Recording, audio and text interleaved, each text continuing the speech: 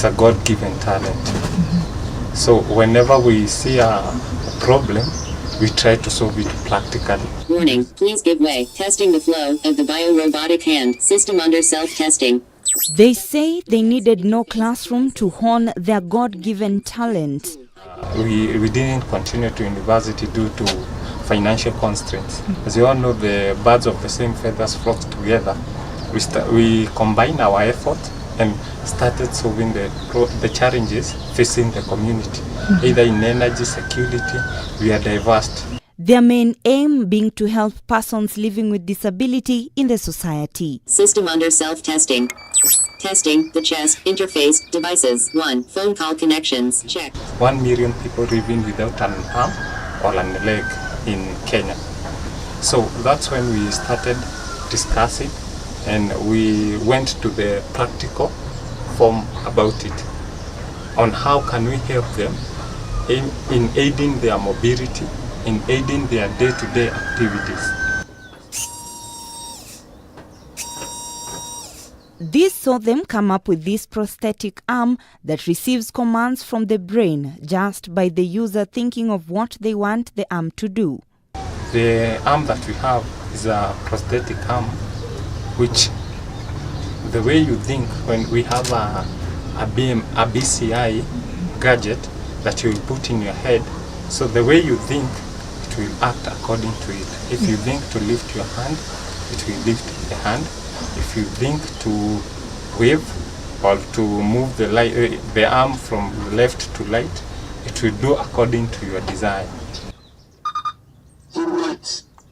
Engine of the safety system. They tell us that with this technology, a person with no arms can drive a car. When you think to turn left, you can turn left, turn right, reverse, start the engine, maybe also change the radio. One can also switch on and off lights in a room. By just thinking, you can change the TV station, maybe from this station, maybe from K24 to another station. And for someone who needs to use their computer, this technology will equally help them. However, lack of quality material is a major challenge, forcing them to use wood and old computer components in the hope that someday they will be able to afford better material. Wood, plastics that are locally available. The components, we do it hard dynamic programming, using the components we find in the old computers, the old laptops. We go sourcing them to the people making electronics, who repair electronics. We go sourcing them to the village and towns where people have discarded those items. They are now calling on the government and other stakeholders to come in so that together they can aid persons living with disability in the country. Because the UN, the USAID, the Kenyan government, the industrialization and the trade department to come through to help us to make this to be in a reality, so that we can make in mass production, so that will give rise to the economic growth of our country.